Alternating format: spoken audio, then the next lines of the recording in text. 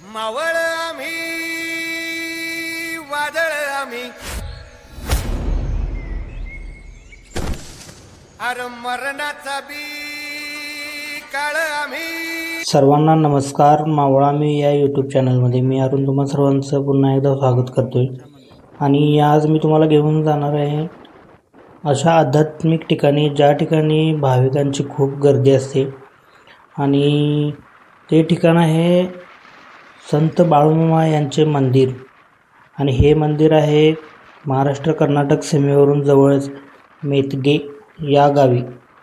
तर श्री संत बाळूमामा यांचा जन्म धनगर समाजातील मायाप्पा अर्भावे आणि सुंदरा अर्भावे या जोडप्याच्या पोटी आश्विन शुद्ध द्वादशी शके 1814 म्हणजेच 3 ऑक्टोबर 1892 रोजी बेळगाव जिल्ह्यातील चिक्कोडी तालुका आहे।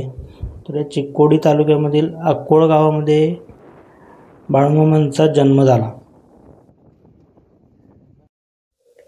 तर मेतगे या ठिकाणच्या मंदिराला भेट देण्यापूर्वी थोड्याशा अंतरावर पाठीमागे सत्यवा देवी बाळू अर्भावे या बाळूमामांच्या धर्मपत्नी यांचंही मंदिर आहे आणि त्या ठिकाणीही बाळूमामांची मूर्ती स्थापन केलेली आहे।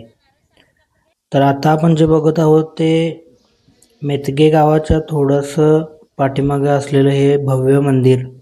तर या ठिकाणी प्रत्येक अमावास्येला यात्रा भरते आणि हजारो लाखो भाविक या ठिकाणी दर्शनासाठी येतात। तर या ठिकाणी मंदिराचे बांधकाम खूपच सुंदर अशा रीतीने पूर्ण केलेले आहे।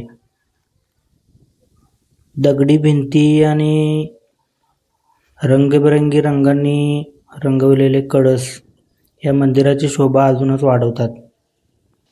आणि या मंदिरामध्ये जसं मी बोललो बाळूमामांच्या आणि त्यांच्या पत्नीची मूर्ती या मंदिरामध्ये स्थापन केलेली आहे। तर खरोखरच या ठिकाणी प्रत्येकाने दर्शन घ्यायला यायलाच पाहिजे। त्याचं कारण असं आहे की बाळूमामांची ख्याती तर सर्वत्र पसरलेली आहे, पण बाळूमामांना भगवान शंकराचा अवतार मानत होते लोक। आणि त्याचबरोबर या मंदिराच्या बाजूला एक मंदिर आहे, त्या मंदिरामध्ये बाळूमामांनी ज्यांच्याकडून अनुग्रह घेतला होता ते म्हणजे सद्गुरू मुळे महाराज यांची मूर्तीसुद्धा या मंदिरामध्ये स्थापन केलेली आहे।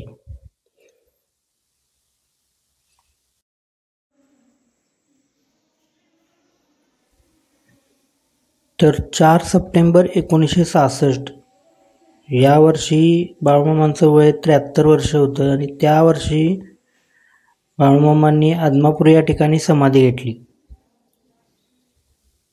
तर यानंतर आपण मेतके गावामध्ये जे मंदिर आहे त्या मंदिराला भेट देणार आहे। तर मेतगे या गावातील बाळूमामांच्या मंदिरामध्ये आध्यात्मिक ताकद असणारा एक खांब बाळूमामांनी या ठिकाणी स्थापन केला होता। आणि त्यावेळी बाळूमामा असे बोलले होते, विश्वामध्ये फक्त 2च खांब असतील, त्यातील एक खांब म्हणजे कैलासामध्ये आहे आणि दुसरा मेतगे या ठिकाणी असेल। आणि या खांबाला जो कोणी स्पर्श करेल, त्या खांबाला जो कोणी मिठी मारेल, तर त्या व्यक्तीची भूतबाधा आणि जी वाईट शक्ती त्याच्यावर असेल तर ती नष्ट होईल। तर ही माहिती तुम्हाला कशी वाटली मला कमेंटमध्ये नक्की कळवा आणि तुम्ही नक्की मेतगे या ठिकाणी बाळूमामांच्या दर्शनासाठी या। आणि तोपर्यंत आपण भेटूया पुन्हा एका नवीन अशाच एका विषयावर। तोपर्यंत बाळूमामाच्या नावानं चांग बोल।